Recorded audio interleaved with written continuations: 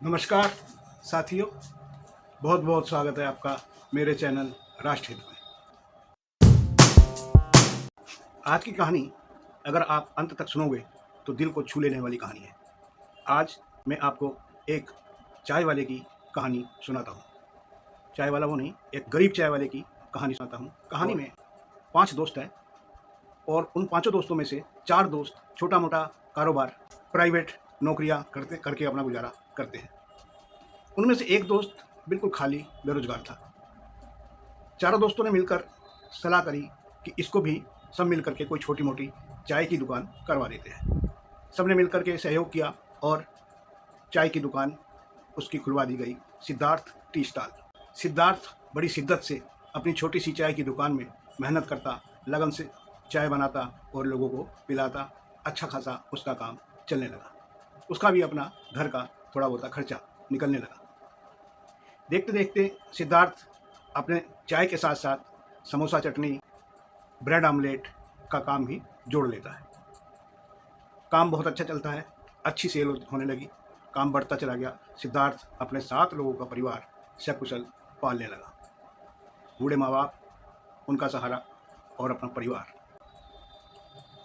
चलते चलते सिद्धार्थ के मन में खुशी हुई अपने व्यापार को बढ़ता देखकर, और उसके दिमाग में आया व्यापार को बदलना चाहिए। देखते देखते सिद्धार्थ ने अपना ब्रेड आमलेट का और चाय का काम बंद कर दिया और मिठाई की दुकान यानी मिष्ठान भंडार खोल लिया। मिष्ठान भंडार खोलते ही उससे फूड डिपार्टमेंट ने, अग्निशमन वालों ने तुरंत, जैसे हमारी व्यवस्था सतर्क है, उन्होंने तुरंत उससे संपर्क किया और हफ्ता बांध दिया। काम चलता रहा, फूड डिपार्टमेंट को हफ्ता देता रहा। सारा दिन से अपनी मिठाई की दुकान में मेहनत करता और 1 घंटे के लिए उसके बाबूजी दोपहर को आकर बैठते तो सिद्धार्थ घर जाकर के खाना खाया था। चलते चलते एक दिन फूड डिपार्टमेंट का वसूली करता, जो विभागीय वसूली करता है, वो बहुत तेज़ी में होते हैं क्योंकि शहर में बहुत सारी मिठाई की दुकान होती है, सबसे वसूली करनी पड़ती है, तो वो बहुत तेज़ी में होते हैं। वो तेज़ी में आया दुकान पर, आकर के बाबूजी को इशारा किया। तब उस समय उसके बाबूजी बैठे थे। इत्तेफाक से बाबूजी इशारा समझे नहीं।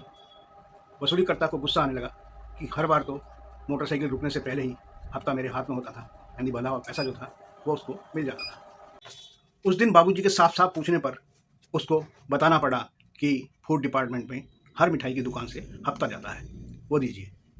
बाबूजी को गुस्सा आ गया और उन्होंने उसको हफ्ता देने से मना कर दिया, ऊपर से एक डांट भी लगा दी। बस फिर क्या था, वसूलीकर्ता ने जाकर अपने फूड इंस्पेक्टर को बताया। अगले ही दिन फूड इंस्पेक्टर की गाड़ी पूरे लाव लश्कर के साथ उसकी मिठाई की दुकान पर टूट पड़ी। सिद्धार्थ ने बहुत हाथ पैर जोड़े पर फूड इंस्पेक्टर नहीं माना। उसने उसकी दुकान से बेसन के लड्डू का सैंपल भर लिया और जांच के लिए भेज दिया। 1 माह बाद जांच आई। जांच में सब कुछ ठीक था। कमी पाई गई बेसन में। बेसन में केसारी की दाल की मिलावट निकलती है, वो भी मात्र 0.03%। अब मिलावट की मात्रा कितनी भी हो, मिलावट तो मिलावट है, और भोले भाले सिद्धार्थ को अपराधी बना दिया। अदालत में पेश किया गया। सिद्धार्थ ने किसी प्रकार से एक छोटा मोटा वकील किया।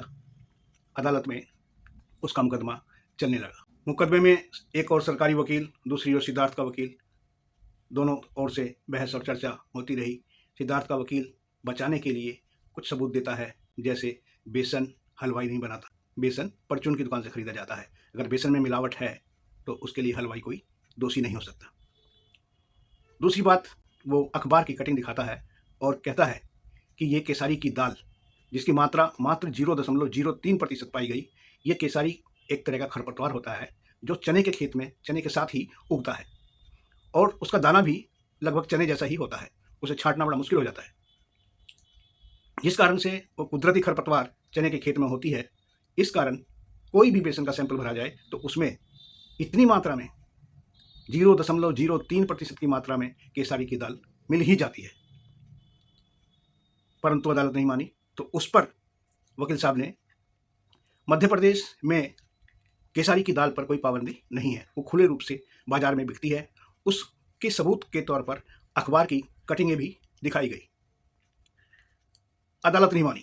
क्योंकि इतने छोटे से व्यक्ति के मामले को अगर अदालत ज़्यादा समय नहीं देती और कमज़ोर और छोटे व्यक्ति को पुलिस हो, फूड डिपार्टमेंट हो, कोई सा भी विभाग हो, तवज्जो नहीं देते और उनका जो निर्णय है बहुत जल्द हो जाता है। अदालत भी मात्रा पर भी ध्यान नहीं देती। सरकारी वकील दलील देते हैं कि मिलावट तो मिलावट है, वो चाहे 1% हो चाहे 100% हो। खैर, अदालत सिद्धार्थ को सजा सुना देती है। मिलावट के जुर्म में भारतीय दंड संहिता की धारा 272 और 273 के अंतर्गत 6 माह से 2 वर्ष की सजा और जुर्माना भी हो सकता है, जो सिद्धार्थ को भी 2 वर्ष की सजा और 2000 रुपये जुर्माना घोषित किया गया। जो 5 वर्ष से मेहनत करके धीरे धीरे उस दुकान को, उस रोजगार को खड़ा किया गया था सिद्धार्थ द्वारा, उसको एक ही पल में हमारा प्रशासनिक व्यवस्था, हमारी शासन प्रशासन की व्यवस्था कुछ ही पल में उस दुकान का शटर गिरा देती है। बूढ़े माँ बाप कहाँ तक अदालत और जेल से लड़ते। सिद्धार्थ जेल चला गया। अब सजा बहुत जल्दी सुना दी गई, परंतु जमानत नहीं दी गई। 4 माह तक वकील बार बार जमानत की अर्जी लगाते, सुनवाई होती और जमानत कैंसिल हो जाती। कई बार तो नंबर भी नहीं आता था, जेल से आते थे और वैसे ही शाम को जेल वापस चले जाते थे। थकार के 4 माह तक जब कोई सुनवाई नहीं हुई, जमानत की नहीं मिली, तब सिद्धार्थ को उसके मित्रों ने उसके मामले को हाई कोर्ट में अपील लगाई।